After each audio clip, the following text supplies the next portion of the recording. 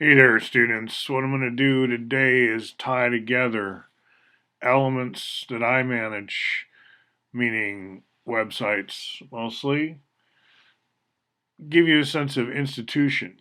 In other words, it's science fiction, it's Martian math, but it's got reality mixed in. Like, for example, this drawing, it's just a line drawing by me.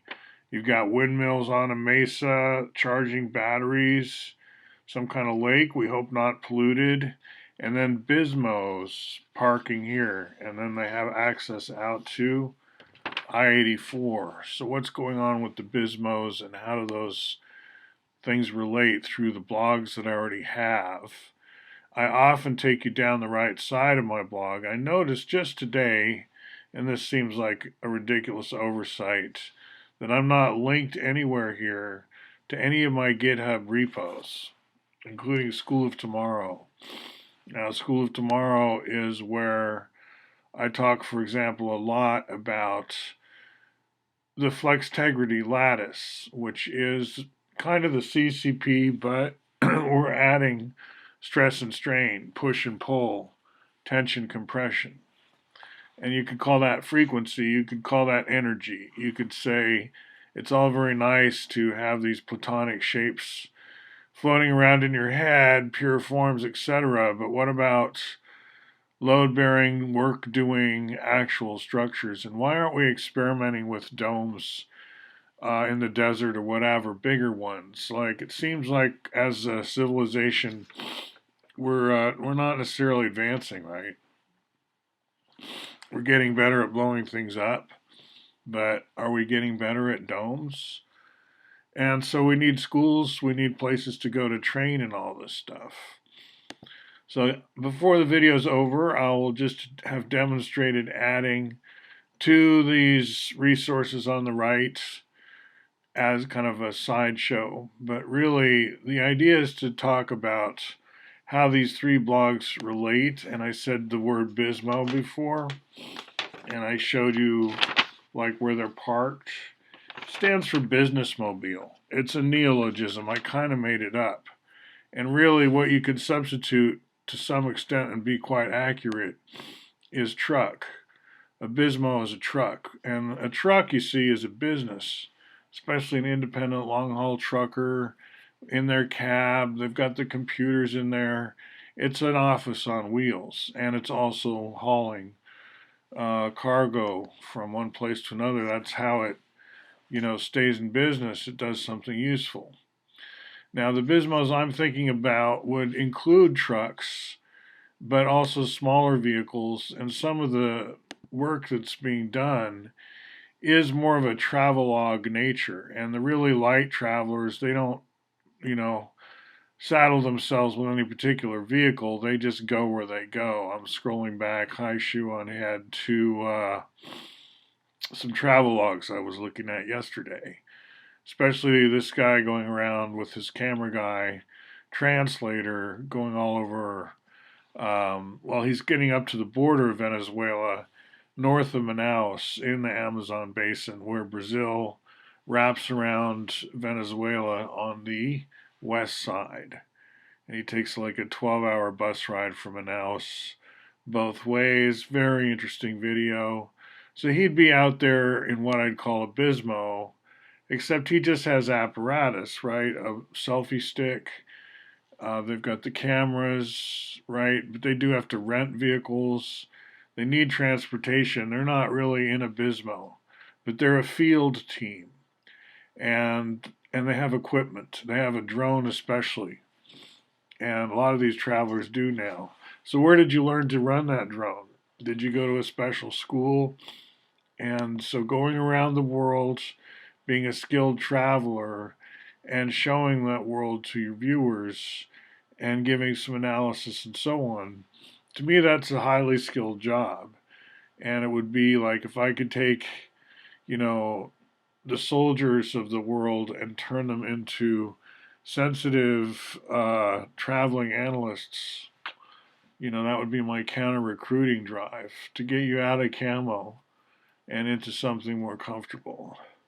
But nevertheless, takes a lot of skills and risk. to head out, and I'm not doing that. I'm just being Mr. Domestic these days. But I have experience doing some of that, especially with my intrepid little family. My dad, especially, was huge into traveling, so we took like a public bus from Peshawar to Kabul and flew on Aeroflot from Kabul to Tashkent. And I've been to really out of the way places, and I've been to Borneo, and I haven't been to Latin America at all. I've been to the Himalayas. I haven't been to um, Central America and a lot of North America, and of course Canada. I've totally not been to.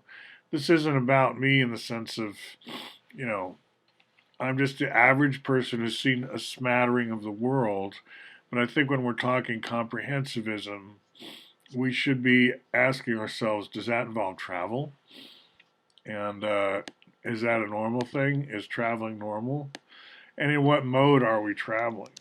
And a long time ago, I was predicting this sort of, I was drawing in my books, little notebooks, the little thermometers that nonprofits use to raise funds for this and that would be Kickstarter. In other words, a lot of people have this dream because we come from the same sort of background of funding enterprises, nonprofits especially. Fund accounting. My wife is a fund accounting expert. And I'm used to thinking in terms of, dividing in the sense of irrigating channels of water, channels of power, channels of energy need to be allocated. And institutionally, that's where the coffee shops network shows up, which is all about gambling for charity. It's about you being a hero, you playing the game, and that your winnings give you opportunities to be philanthropic. And again, that just models the way it really is, right? It's like if you're super successful in business, like a Bill Gates or something, then you have all these opportunities to nurture what you consider worthy projects, right? That's your privilege becomes to donate your winnings, you could call it. And this is what Coffee Shops Network is all about. We actually have you playing various kinds of games, almost, you could say arcade games. Picture yourself, playing your favorite sort of arcade game and winning, and your winnings you get to donate to the cause of your choice. It's a different sense of winning, right? But it goes on your profile. People get to see, what in the world you're up to, and that's hopefully good for you, right? People want to support your work after a while once they see the track record. So Buckminster Fuller Institute, they're about to kick off what they call the Design Science Decade again. We have these Design Science Decades, and I've got tickets for it. Hey, at 11:11 today, we start with some kind of program. I bought a ticket for that. So, just to summarize, I know this is a lot, but Bismo Diaries represents being in the fields, being a truck crew. You could say driver, maybe you're a travel team, maybe you are like a translator and a selfie stick person, camera, and so forth. Grain of Sand represents that one world game player, like say myself or someone else. And then the sense that it needs to synthesize somewhere, that there's dispatchers, there's in many cases coordination going on because the lead end of the on the ground travel people, what they're doing is finding projects that need follow through and funding a lot of the time, like micro projects, like a um, small hydroelectric project or something like this, a small uh, shop or school, and they get micro funding from viewers, and you can watch these projects develop. But the idea of like a memory and the idea of coordination and not just all just random, that goes to control room. So control room, field teams, Bismo diaries, and players, right? The people who actually jump around between these Bismos. You might not actually own a Bismo. See, my idea was not owning any Bismo myself, but I would go to a garage somewhere and the company would have their fleet of Bismos, right? And I've got my operating system in the cloud, so once I've picked out the vehicle or have been assigned a vehicle, I can hit a button and basically download my music, you could call it, my operating system, whatever, depending on the Bismo, it runs different operating systems. Bismo is like a live-in computer in a way, and whether it has wheels or not, the idea of integrating telecommunications and living inside your cell phone, I think we'd all be happier if we could crawl into our cell phone and have a cozy little place to sleep in there. Just saying, integrating of devices, homes are devices, dwelling devices. This is part of the design science vision or revolution, you could say. So let's just add a link to the School of Tomorrow here in WorldGate. So I'm going to take the School of Tomorrow GitHub address. I could go to all the GitHubs, but I assume, my readers, once they see they're at a 4D Solutions GitHub site, even if I only take them to, one of the repos, they'll figure out that there's others. So I'm going to say School of Tomorrow, and here's the site. Paste it in here, and then I want it to move up and down, right? So is it in the right place? Where did it put that? It said save. School of Tomorrow, hello. I said save. Okay, try it again. Where did it go? Is it here? Did it really not save?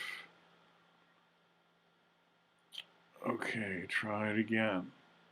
School of Tomorrow, put in the URL, add link. I have to click the button, perhaps. And now, is it there?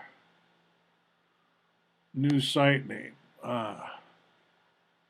Well, School of Tomorrow. There it is. So there's something called a title and something called, I can move it down slowly, and something called the link. The difference, I'm not sure yet. So you see School of Tomorrow is slowly drifting down. And so as I do this, let me summarize. You're wanting to play world game, you're wanting to be a comprehensivist, you're wanting to see the world one way or another. You can kick back and watch travelogues like I do, or you can get out there. But as part of a team perhaps, and with equipment perhaps, and maybe with your own vehicle that we could call, don't have to call, a Bismo, but basically a truck. And in the World Trucker Exchange Program, basically you get academic credit, you get rewarded with acknowledgement, and you could say rank. Your experience is acknowledged and measured in as you go around the world doing your truck thing, right? So I just don't think of it as a it's not like a dead-end job. It's like truckers are our citizen diplomats. These people, these grain of sand people, being dispatched and working through the control rooms, are actually our way of networking on a global level. This is how we basically understand what's going on among cultures. We all have access to this growing database of knowledge, and we all need to sort of internalize what's going on in the world, and this is how it happens, okay? So that's a design science agenda to build something like this, and I'd say we're building it. When I look around and I see the trends and I see what we have, it's often just a matter of using a different vocabulary to bring it, even tease it out into existence. It's a matter of how you use your concepts. As long as you're with the grain of what's happening, you can encourage the trends that you consider healthy, and that's accentuate the positive, we say. All right. I hope that's been useful. You understand the sort of institutional backgrounds.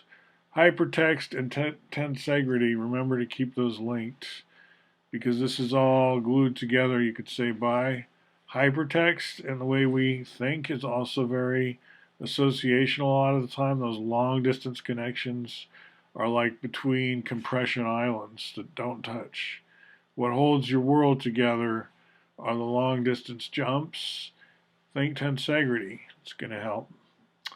All right. Talk to you soon.